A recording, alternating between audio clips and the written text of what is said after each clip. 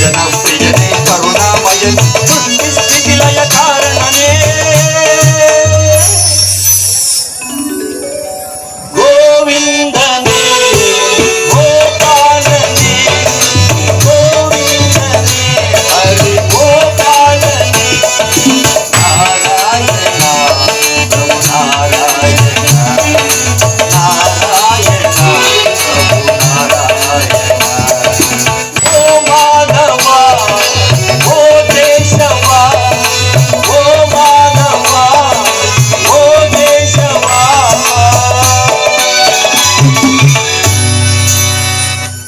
ಕೃಷ್ಣ ಪರಮಾತ್ಮ ನೀನು ಪಾಂಡವರಿಗೆ ಪಂಚ ಪ್ರಾಣ, ಅದರಲ್ಲೂ ನನ್ನ ಪ್ರಾಣ ಗೆಳೆಯ. ಇಷ್ಟಿದ್ದರೂ ನಾನು ನಿರೀಕ್ಷಿಸಿದ ಪರೀಕ್ಷೆಯನ್ನು ನನಗೇಕೆ ತಂದುಡಿದೆ ಪರಮಾತ್ಮ? ಇರಲಿ, ನಿನ್ನ ಲೀಲೆ ಬಲ್ಲವರ್ಯ. ನಾರಾಯಣ ನಾರಾಯಣ. ನಾರದ ಮಹಾಮುನಿಗಳು, ನಿಮಗೆ ಈ ಪಾರ್ಥನ ಪ್ರಣಾಮಗಳು.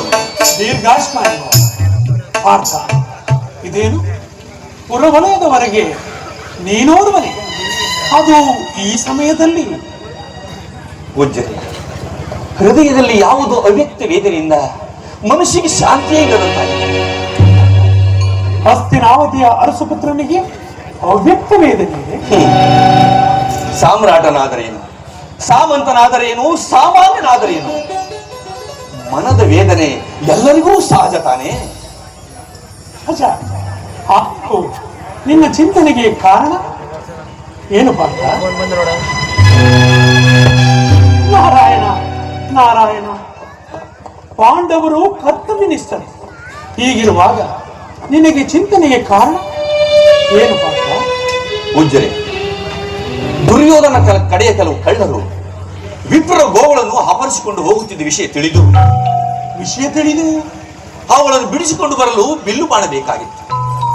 ರಾಜಭವನಕ್ಕೆ ಹೋಗಿ ಬಿಲ್ಲು ಬಾಣವನ್ನು ತಂದು ಅವುಗಳನ್ನು ಬಿಡಿಸಿ ವಿಪ್ರರಿಗೆ ಒಪ್ಪಿಸಿ ಬಂದೆ. ಹೌದು ಪಾರ್ಥ, ನೀನು ನಿನ್ನ ಚಿಂತನೆಯ ಕಾರಣವೇನು ಪಾರ್ಥ? ಕಾರಣವಿದೆ ಪೂಜ್ಯರೇ. ರಾಜಭವನಕ್ಕೆ ಬಿಲ್ಲು ಬಾಣ ತರಲು ಹೋದಾಗ, ಅಲ್ಲಿ ಶಸ್ತ್ರಾಗಾರದ ಕಡೆ ಹೋದಾಗ ಅಣ್ಣನಾದ ಧರ್ಮನಂದನನು ದ್ರೌಪದಿ ಏಕಾಂತದಲ್ಲಿದ್ದು ನನ್ನ ಕಣ್ಣಿಗೆ ಬಿತ್ತು. ಇದು ಅಪರಾಧವಲ್ಲದೆ ಪಾರ್ಥ, ಇದು ನಿನ್ನ ಚಿಂತನೆಗೆ ಕಾರಣ. ಅಪರಾಧಕ್ಕೆ ಪ್ರಾಯಶ್ಚಿತ್ತ ಮಾಡಿಕೊಂಡರಾಯಿತು ಪಾರ್ಥ. ಏನು ಪ್ರಾಯಶ್ಚಿತ್ತವೇ? ಹಾಗಾದರೆ ಆ ಪ್ರಾಯಶ್ಚಿತ್ತವೆಂದು ಬೇಗ ತಿಳಿಸಿ ಪೂಜ್ಯರೇ. ಪ್ರಾಯಶ್ಚಿತ್ತವೇನೋ ಇದೆ, ಆದರೆ ಮರ್ದೋಕ್ತಿ ಏಕೆ ಪೂಜ್ಯರೇ? ಪಾರ್ಥ, ನೀನು ಅದನ್ನು ಚಿಂತಿಸಲು ಸಾಧ್ಯವೇ?